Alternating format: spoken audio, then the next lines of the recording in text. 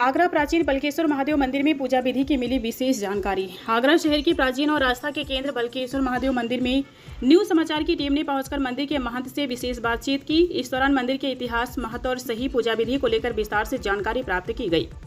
बता दें कि मंदिर के महंत ने बताया कि बलकेश्वर महादेव मंदिर का इतिहास काफी प्राचीन है और यहाँ प्रतिदिन बड़ी संख्या में श्रद्धालु भगवान शिव के दर्शन करने आते हैं।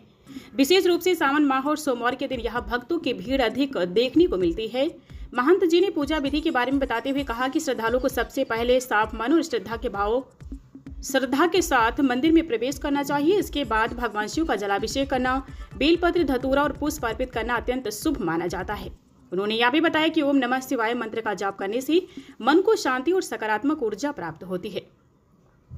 न्यूज समाचार की टीम से बातचीत में महंत ने यह भी अपील की कि श्रद्धालु मंदिर परिसर में साफ सफाई का विशेष ध्यान रखें और नियमों का पालन करें ताकि सभी भक्तों को सुगमता से दर्शन मिल सके। यह जानकारी भक्तों के लिए काफी उपयोगी साबित होगी, जिससे वे सही विधि से पूजा कर भगवान शिव का आशीर्वाद प्राप्त कर सके। नमस्कार, मैं प्रिंस जायसवाल आज एक ऐसे विषय पर चर्चा करने जा रहे हैं जो आस्था और भक्ति के ऊपर जुड़ा हुआ है। आज हम आगरा में बलकेश्वर स्थित महादेव मंदिर के बारे में बात करने जा रहे हैं। आज मंदिर के महंत अर्चित जी हमारे साथ हैं जो मंदिर के बारे में जानकारी देंगे और आपको बताएंगे पूजा अर्चना कैसे करनी चाहिए।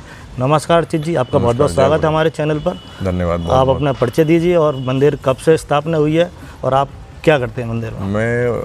मैं तो नहीं कहूँगा अपने आप को, मैं बाबा का सेवक हूँ और बाबा की सेवा कर रहा हूँ। मंदिर लगभग 700 वर्ष पुराना है, जो कि बेलपत्र का जंगल हुआ करता था, जैसे हमारे पूर्वज बताते हैं और भी लोग। तो उस पर जंगल में से भोलेनाथ की पिंडी प्रकट हुई, तब से मंदिर की स्थापना की गई और तब से मंदिर जो है वो तो ये प्रकट हुई किसी को मिला था या आप? चरवाहा कहते हैं, मतलब असली तो किसी को नहीं पता, मगर ये कहते हैं कि कोई चरवाहा आता था तो उसने देखा कि बारिश के बाद जो है वो पिंडी प्रकट हुई है, पिंडी निकली है टीले में से, तो तब से बाबा की सेवा हो रही है। तो शिवलिंग निकली थी या पूरा मंदिर बना हुआ? नहीं, शिवलिंग निकली थी। फिर उसका मंदिर का निर्माण किया है। आप की पीढ़ी इसमें कब से सेवा चल रही है आपकी? देखिए 5-6 पीढ़ी की तो जानकारी, बाकी तो फिर पहले इतना हाईटेक ज़माना नहीं होता था कि जो सारी चीज़ें नोट की जाएं, तो 5-6 पीढ़ी की तो जानकारी है कि सेवा चल रही है। अच्छा, मंदिर की जैसे भोलेनाथ को लेकर लोगों की आस्था है, भोलेनाथ बड़े दयालु हैं, वो कहा जाता है जी। तो जो लोग जो जल चढ़ाते हैं, जैसे कोई दूध चढ़ाता है, कोई दूध में पानी मिलाकर चढ़ाता है, कोई पानी चढ़ाता है, तो इसकी क्या विधि है, क्या चीज़ है ये? देखिए, ये कहना कि सिर्फ दूध चढ़ाओ, सिर्फ जल चढ़ाओ या मिक्स करके चढ़ाओ, पहली चीज़ तो ये है कि भोलेनाथ जो है वो आपके भाव देखते हैं, मगर कोशिश ये की जाए कि हम मिक्स ना करें। दूध आपको चढ़ाना है, 1 चम्मच 1 बूंद में बाबा खुश हो जाते हैं, तो उसमें जल मिलाकर चढ़ाना हो सकता है कुछ लोगों को अच्छा लगता हो, मगर हाँ, बिना जल मिलाए भी चढ़ाएंगे 1 बूंद काफ़ी होती है बाबा को खुश करने के लिए। बस आपका भाव होना चाहिए कि हम अपने सच्चे मन से बाबा को कोई भी चीज़ अर्पण कर रहे हैं। मान्यता और सुनिए हमने कि कहा जाता है कि बलकेश्वर महादेव मंदिर में यदि 40 दिन तक दर्शन और जल चढ़ाने से भोलेनाथ पे हर मनोकामना पूरी हो जाती है। क्या ये सत्य है? हाँ, ये सत्य है और बहुत लोग इस चीज़ का अनुभव कर भी चुके हैं। बाबा ने लोगों को दिया भी है जो उन्होंने मांगा है। तो नित्य 40 दिन आप मंदिर आइए, दर्शन करिए, बाबा पे जल चढ़ाइए, तो ज़रूर आपकी मनोकामना पूर्ण होगी। मगर एक चीज़ मैं ये भी कहूँगा कि 40 दिन पूरे हो गए, बाबा ने हमारी सुनी नहीं। ये समझिए कि जब आपके माँ बाप, हो सकता है जो आप मांग रहे हो आपको आज के लिए सही लग रहा हो, आपके फ्यूचर के लिए, आने वाले समय के लिए वो सही ना हो, तो जब आपके माँ बाप आपको कोई गलत चीज़ नहीं देते तो भोलेनाथ कैसे दे देंगे? तो धैर्य रखिए, अपनी इच्छाओं को देखिए कि कहीं वो आप गलत तो नहीं मांग रहे हैं, मगर पूर्ण जरूर होती हैं अगर आप सच्चे मन से कोई चीज़ मांगते हैं। अच्छा, ये चमत्कार वास्तव में हुए हैं? ऐसा जी, हुए हैं। बहुत मंदिर आने वाले हैं जो वर्षों से मंदिर आ रहे हैं। कुछ लोगों ने नियम भी शुरू किए, तो उनकी बाबा सुनते हैं। ऐसे ही बाबा के दर्शन करने नहीं आता कोई। अच्छा, एक चीज़ और कहा गया है, जैसे शमशान की, अब तो उज्जैन में महाकाल पे भी नहीं चढ़ती है भस्म, लेकिन जो शमशान की भस्म होती है लोग उससे दूर भागते हैं जी। जैसे ही ये भोलेनाथ पर चढ़ा दी जाती है तो लोग उसको माथे पर भी लगाते हैं, कंठ पर भी लगाते हैं, जीभ पर भी लगाते हैं। देखिए, है क्या, वो भस्म जब तक बाबा पे नहीं चढ़ी है वो तब तक चिता की भस्म है। वो भस्म चढ़ गई तो वो प्रसाद है। प्रसाद को ग्रहण, अर्पण, लगाना सब उचित है। तो वो बाबा का प्रसाद है, वो अब फिर भस्म नहीं रही। तो वो लोग करते हैं और उनको अच्छा, वो रूप दूसरा हो जाता है, वो फिर प्रसाद हो गया, प्रसाद बन गया वो उसमें। अच्छा, ऐसा कोई मंत्र या कोई जाप जिससे लोगों की और इच्छाएं या मनोकामनाएं पूरी हों? क्योंकि इस समय कष्ट बहुत है लोगों के पास, पैसा है, शांति नहीं है मन में। देखिए, मैं एक चीज़ बताऊं कि पैसा है, शांति नहीं है, पहले तो हमें विघ्न संतोषी बनना बंद करना पड़ेगा। अब ये विघ्न संतोषी क्या होता है? हाँ जी, दूसरे के खुशी में विघ्न डालकर संतोष होना, अरे अब तो इसका काम खराब हो गया, तो वो होना बंद होना पड़ेगा। क्यों?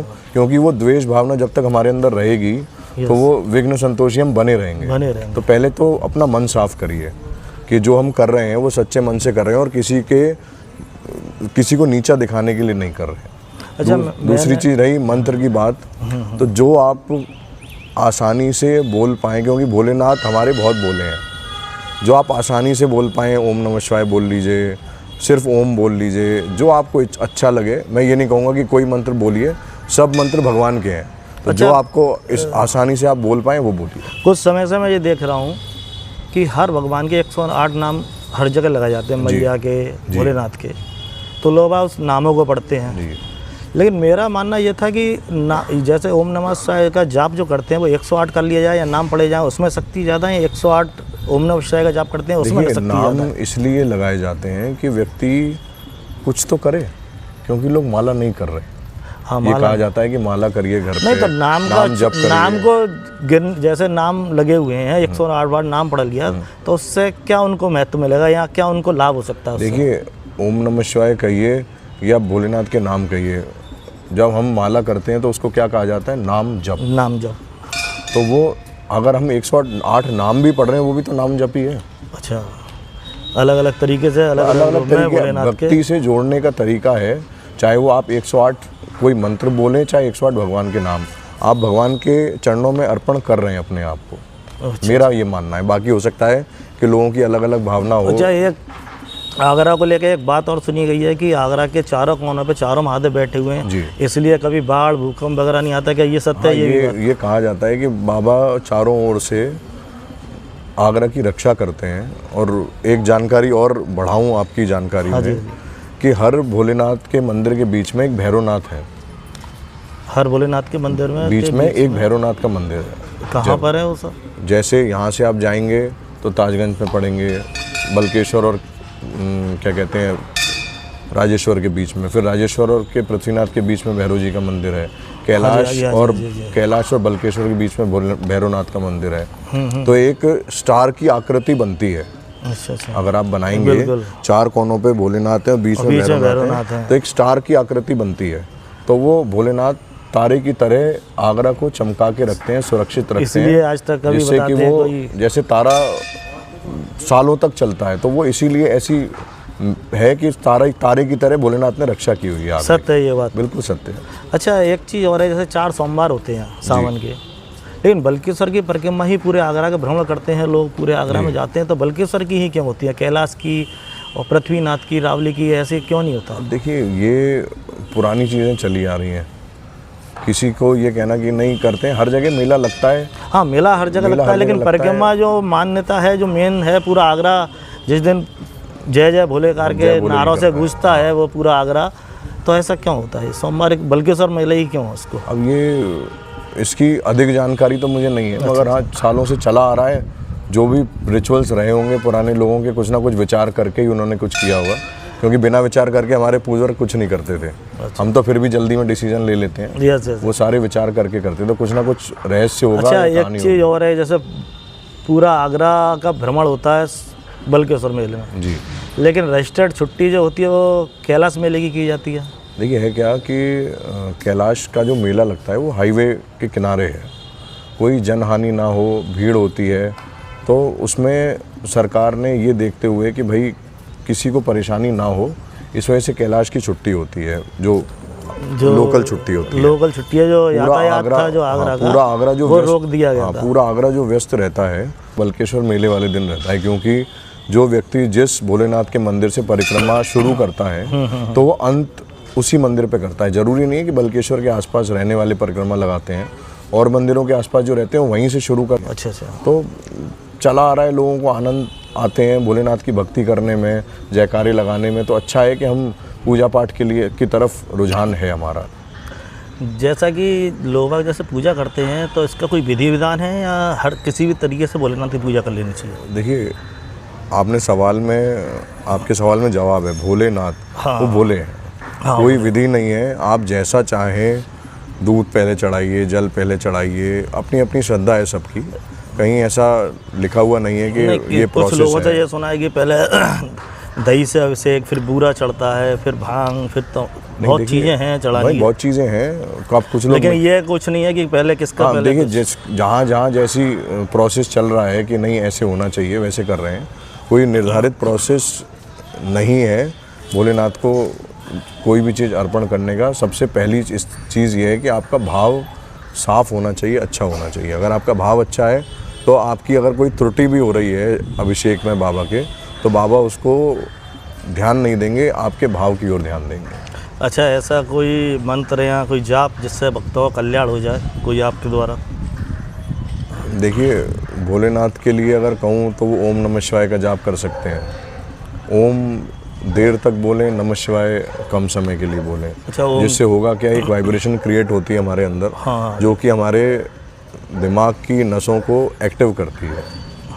ओम बोलने से जो एक वाइब्रेशन क्रिएट होती है, हाँ जी, हाँ जी। तो वो अगर वो वाइब्रेशन क्रिएट होगी और हमारे दिमाग की नसें खुली रहेंगी तो हम एक्टिव रहेंगे, एक एनर्जी रहेगी हमारे जब अंदर अंदर। एनर्जी तो कोशिश करें कि ओम बोलें तो वो लंबा बोलें और नमः शिवाय थोड़ा छोटा बोलें। अच्छा। जैसा कि अर्चित जी ने हमारे को बल्केश्वर मंदिर की पूरी जानकारी दी, पूजा के बारे में बताया, भोलेनाथ की कई चीज़ों के बारे में बताया।